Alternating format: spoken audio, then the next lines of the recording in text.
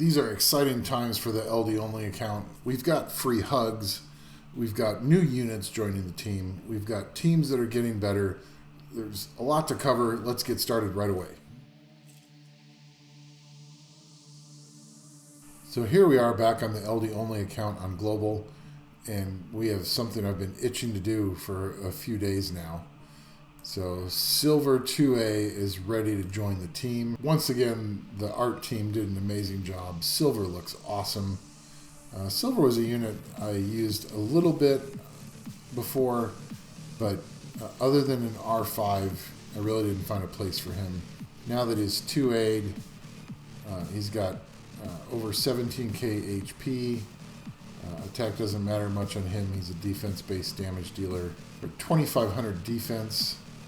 Speed's kind of low, but his main use for me right now anyway is going to be in R5. I will look to see if I can find a place for him in Siege or RTA, but right now all I want to do is have max crit rate, max crit damage, resistance and accuracy. Skill 1 is attack speed slow. Skill 2 is an irresistible attack, reducing the target's defense. So every time he should land his defense break in R5 now. It should be no chance to fail.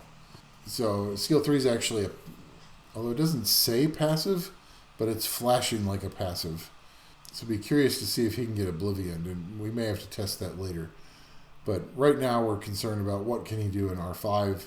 His runes skill is if the enemy's under a defense break already, then it does 3 more attacks. So a total of 4 attacks no matter what skill you're using. So the runes skill also has a 100% chance to do a heal block, which is super important for R5. Let's go do a quick damage test. So Silver is on defense, crit damage, defense. And so he's on endure, ally resistance, and blade, just to get up to 82%. Could probably make him, we could probably get this higher, get his crit rate higher, get his crit damage a little bit higher. We'll worry about that later. Then he's on a defense with additional damage there. That's not the best artifact. He's got skill 2 crit damage. First attack crit damage is an extra 17%. Crit damage is less enemy HP, and then also some accuracy in skill 1 to help land that slow.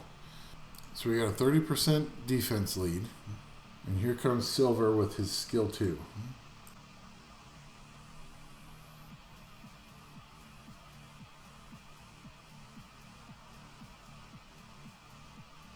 Okay, I gotta admit, I am underwhelmed by his damage. I really thought he'd be doing a lot more damage.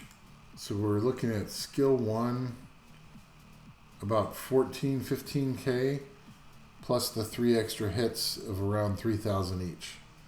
So that's around 20k for skill 1. That's not bad. But skill 2 is pretty disappointing. Like, I don't know if he has a place outside of R5 now. So we'll try a different rune set on him later, and if it's way better, we will report back on that. In episode 36 of this series, I showed off my R5 solo stable teams. Started noticing I was getting about 1 fail every 20-25 runs, and that was too much for me. That really bothered me. So now I wanted to show you that I've come up with new teams. And one of the other requests I had was I didn't show a lot of my runes from my R5 team last time. So what I'm going to do now is I'm going to show you all the runes. These are my new teams. They're slightly different from my old video because I've replaced Mookwall. Mookwall's skill where he places a threat state on somebody and then gains a turn was just allowing the counter on the Rift boss to go higher with doing no damage, and the threat state was meaningless. So he was wasting a turn every time he did that. So I've replaced him with Eridos, because Eridos provides the glancing and even more attack bar reduction than what Mookwall was doing. So Mookwall was not a very good R5 monster. We now have Eridos here. And he is the only monster. Oh, still need one more skill up on him. Let's go do that right now. And Eridos's skill 2 is now fully skilled, which drops the cooldown time by 1, which is really good for him. So now it only takes 3 turns for his Cyclone to come back. So he's going to do more damage and put up his glancing more often on the R5 boss. And that might even help. I'm trying to use him on my Dragons team. I've run it for 2 days now without a fail. Now, of course, we're creating a video for YouTube, which means it's going to fail. But hopefully not too often. So here's Team 1. Silver, Basalt, Light Penguin, Light Drunken Master, Fran, and Crow. So Silver's in here for skill 1 slow, skill 2 defense break, and then basically skill 1 and 2 damage now. Although I hope he ends up doing more than what he's currently doing. So he's on defense, crit damage defense. And you're always looking for around 70% resistance. So that with the resistance lead, he's at 100% resistance. And then he's got 1 ally set to add additional resistance. So he's actually at 62% resistance plus 10% from the ally rune set. He's at 70. He gets 30% from DS's leader skill, and he's at 100% resistance. So that's a good resistance for him.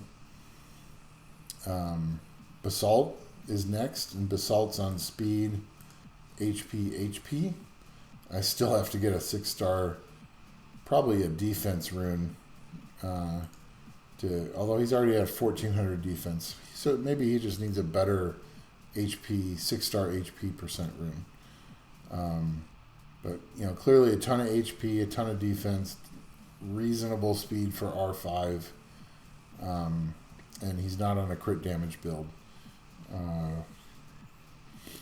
I wish his accuracy was a bit higher so that he could make sure to hit his attack bar reduction every time. And so there's the first run. And yeah, so just slightly over 2 minutes. And that is a garbage. So we're going to go back in, look at Team 1 again. Okay, so that was Basalt, and Basalt's on HP defense for artifacts. And I'm not necessarily going to talk about every single thing on each rune and each artifact, because you can go in and pause the video and look at each one. I'm just going to try to make sure I hit each one. So the Light Penguin is on HP defense, HP, with a decent amount of speed in subs. And I really like this one because he's got ally HP, which is more valuable than defense in raids. So he's on 1 enhanced rune set, 1 energy set, 1 shield set to just help the team survive better. And Donut's here for his cleanse, and he has some debuffs. Tian Chin is on speed, crit damage, HP, and he's on Fatal Will, which is more or less fine because his heal is based on your attack power. So then he's really important for his heal, and also he puts up a buff that reduces the chance of critical hits. And he does more heal on skill 3, and he does ignore defense on skill 1 as well as an attack power break on skill 1. So he's actually a pretty good raids monster. Let's see, that was below 2 minutes. So my best speed now, we'll keep that one for now. My best time on R5 is now 1 minute and 35 seconds. So that's not bad. And then Fran is here. She's Violent Fight. And so that fight rune set is to help Crow do more damage. So speed, it also helps. It also helps her heal. It helps his heal. It doesn't really help anybody else. But speed, HP, attack, and then we still have some runes that could definitely be. Fran, especially this Fran, could see a lot of improvement. Although it's pretty nice getting a 20 speed rune out of a 5-star. So, and then attack, HP, and accuracy all help Fran. So there's not much that this rune's not doing. So it's hard to find a replacement for that. And then Crow. So Fran's artifacts are defense and HP, with mostly substats that help her. It's actually a pretty nice skill 2 recovery. Skill 1 recovery doesn't matter for her. I'd much rather have skill 2 and skill 3 recovery. So someday we'll get an artifact for that.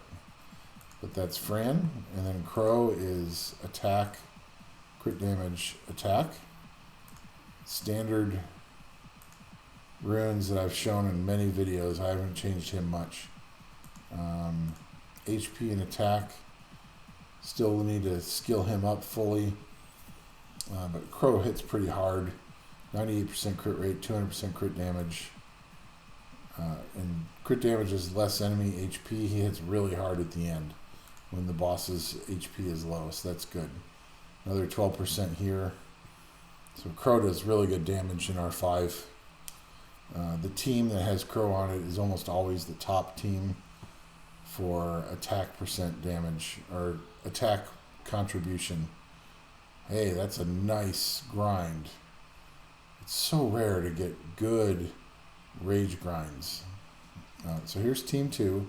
This is the team that needs the most work, because sometimes this team either partially or wholly gets defeated, and then the other 2 teams carry the raid to the end. So Eridos is actually on pretty bad runes for R5. So he's on attack, crit damage, HP, and I had to put him on HP just to get him to survive at all. But even though he's got 15,000 HP, his defense is only 800, and he's in the front row. So he dies quite a bit. I need to either move him to the back row, or I just need to change up his build to be speed, HP, defense, or speed, defense, HP. I was trying to build him as a damage dealer. That's why he has the current build. But he's just not tanky enough. And honestly, he doesn't do that much damage anyway. So he's kind of on a halfway build, and you never really want to halfway build a monster between 2 ideals. In this case, between attack and HP. So we're going to re-rune him once I get more mana. He'll be straight support and debuffer, because his glancing debuff is very important, which is why he already has 86% accuracy. And you don't need that much accuracy in raids. He needs the accuracy in other parts of PvE content. So the first 10 run is finished, and we got a rage attack grind. And so we average less than 2 minutes per run, which is not fast, but it's a very reasonable amount of time. And if it's always stable, I'm going to really like this team. So Eridos needs re-runed eventually into speed, HP in the back row, or speed, HP, defense in the front row. Here's Viramos, 26k HP, 1200 defense, very low resistance. So this is actually I'm working on making him a speed, crit damage, attack for siege. So he's, but right now he is the one I have here for R5, and he needs a lot of grind still. So he'll probably be better. But rage, shield, speed, crit damage, HP, and he'll get better with more grinds. Other than his resistance being low and his defense could be a little higher, he's actually in pretty good shape for R5. Darian is a total tank. He needs a bit more resistance, but there's a fight rune set on him so that Veramos, Jamie, and Elsharion can do more damage. And then a shield set and a guard set.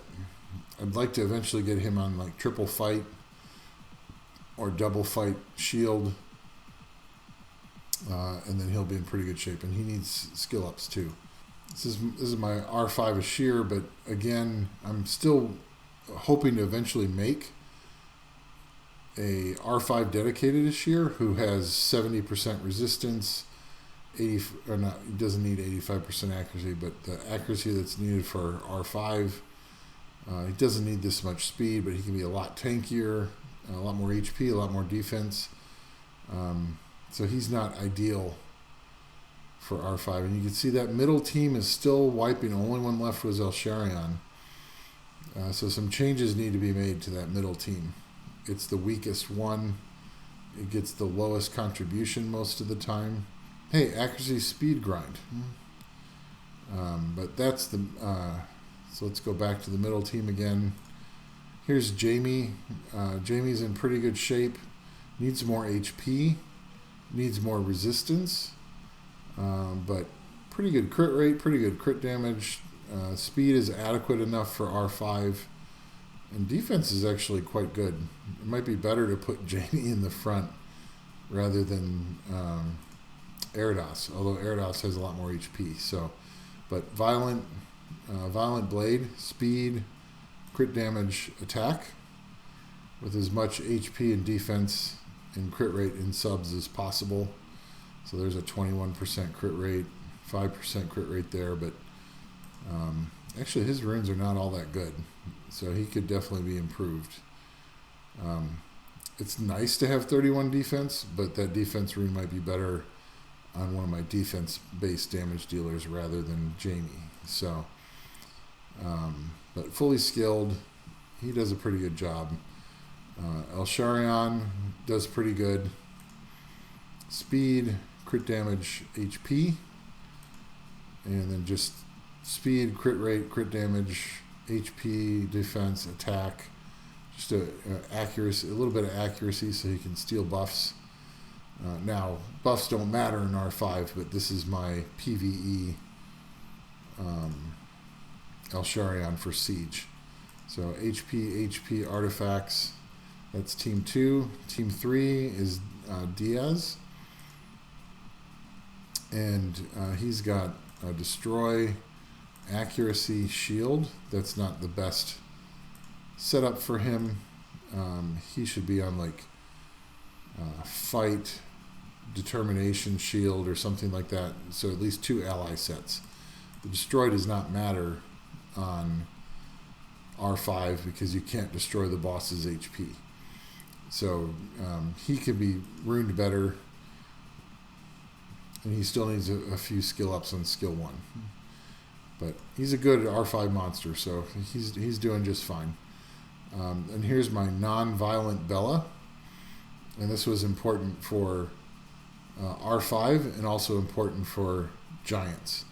So I've spent some time trying to get Bella to be really nice stats without being on violent, because we don't want her taking extra turns on the boss.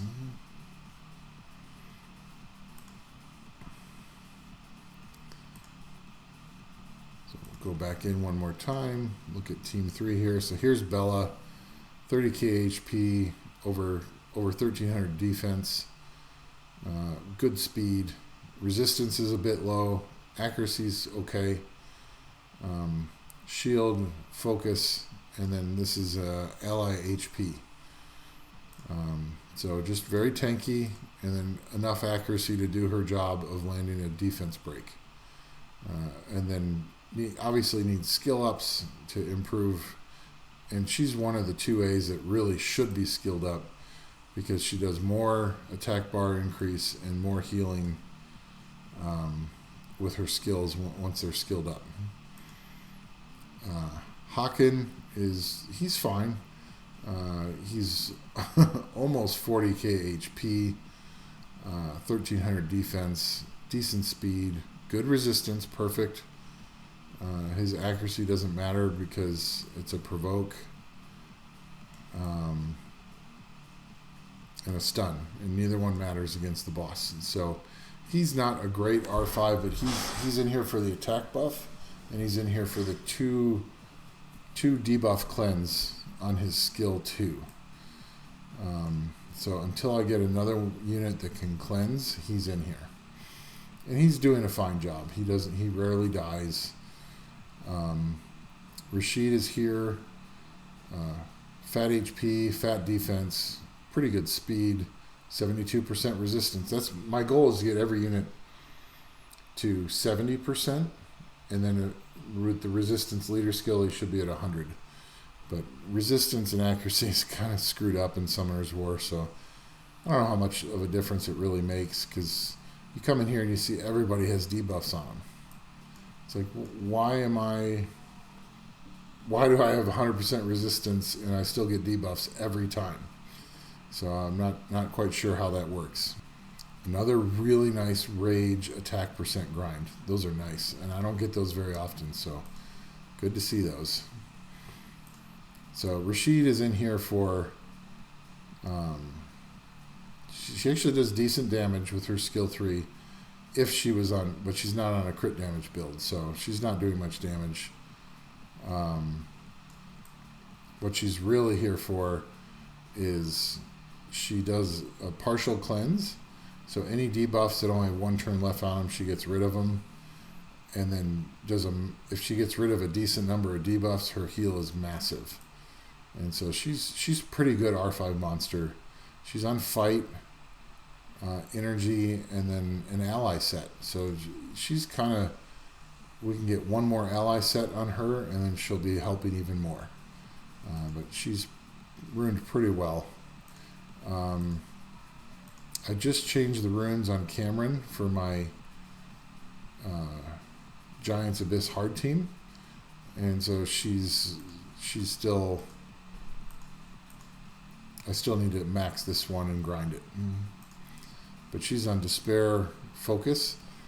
The Despair doesn't matter for raids, but it's very important for Giants Abyss hard. So speed, crit damage, HP. I'd love to have her on higher crit rate, higher crit damage, but she really needs the accuracy. Her resistance is too low. 1100 defense is okay.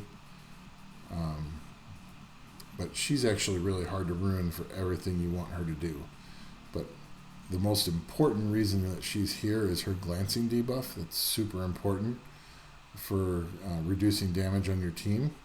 So I wanted to make sure that she was fairly fast and had good accuracy, so she could land that glancing. And she also does a slow debuff too, which is helpful. And then the rest of it is to try to do damage. And then the last one is Figaro. He's basically here as kind of a damage dealer, but also he disturbs the enemy's HP recovery. That's really important in raids. So if you have a different monster that does HP recovery, disturb, heal block, you can use it. Figaro, I mean, he's not doing a ton of damage with his bombs anyway. So those are the runes for my R5 solo teams, and we can see that we're now on run number 10 on the second, so we're at run 20 right now with no fails. And last thing I'll just talk about is I had another monster in this team. I actually don't remember what it was, but it was in this slot right here. And once I had silver max leveled and runed up, I put silver in. And like I said earlier, silver's attack speed slow, skill 1, irresistible defense break on skill 2 now. And then his runes automatic effect disturbs HP recovery. So he's helping with that a lot. He's actually an excellent R5 monster because you can stick 2400 defense on him in the front row and he's just not going to get hurt. So he's at half HP, and then someone's going to come in here. I was assuming someone would come in soon and heal. So there's a little bit of healing from Tian Chin. And then Fran's got to do her. Fran keeps doing skill 2, which it's better if she would do skill 3. But Basalt came in and did a heal, and there's the cleanse. So this team is super safe. It's really exciting to finally, even though I had posted that video back in episode 36, that team was pretty stable, but having it fail every once in a while was super annoying. And this looks really solid. And if I can get that middle team, I think if I fix Eridos, maybe move him to the back row. So just a little over 2 minutes per run there, and no fails. My HP tower is done. My speed tower is done. So my all 3 solo teams have more HP, more speed. So it's allowing them to kind of outlap the boss more often. And then we're now working on the attack percent so that the teams can start to do more damage. And once that's done, we will go to the defense guard stone, and then finally the crit damage one. And so having those towers maxed or getting closer to maxed is very helpful. And so this is my Giants Abyss hard team. This is actually the same team that I showed in episode 32, where I talked about my first stable Abyss hard team. The team members are the same, but there's been 2 pretty significant differences. So I re-runed Cameron. She was on speed, crit damage, accuracy, and so it was not uncommon for her to get killed by the giant. She just didn't have enough HP. It was around plus 8,000, and it just wasn't enough. She had the accuracy she needed, but I got better despair runes and better focus runes, so now I've got her accuracy at 78%, which is plenty. She might have a little... Yeah, skill 3 is 10% accuracy with artifact, so that's 88%, which is more than what you need for giants. So now we need to work on just getting better grinds for her runes, and then maxing this rune here. But attack is not that important to her. I mean, she does damage based off on attack, and getting her skilled up would help. But I was trying to do a speed team for Abyss Hard, and I haven't been able to do that yet. And one of the reasons is that Cameron just needs to be in there for her glancing debuff. We'll go ahead and get this started. Oh, and then the other big change was I had a Bella in here, but she was on Violent, and I didn't want Bella taking extra turns to take a turn against the giant and do almost no damage, and then increase the counter on the giant, so then he would come back and hit everybody. So took her off Violent, and she's actually on a speed HP build with shield for extra, and then there's another ally set. I actually really like the enhance runes for PvE, so I'm trying to use as many of those as possible. And then focus to provide good accuracy so that her skill 2 can strip the attack buff off the boss. So that's the same team, just the runes have improved quite a bit. And Veramos is on Rage Shield now. Shield helps against the first boss hit, and the Rage having really high crit damage helps him do more damage, since he does damage based off enemy max HP. So you want to have his crit damage as high as possible. And he's got really nice 30% there, extra defense, more HP. So this could be a better artifact. But with the artifact bonus, he's over 200% crit damage when the enemy HP is low. So that's really helpful.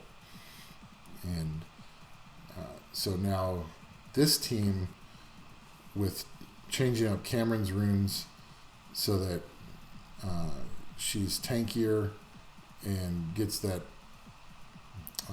glancing skill off a bit sooner with being a little bit speedier. She's made this team really stable. I ran this team all day today, knock on wood, without fails, and most of the day yesterday.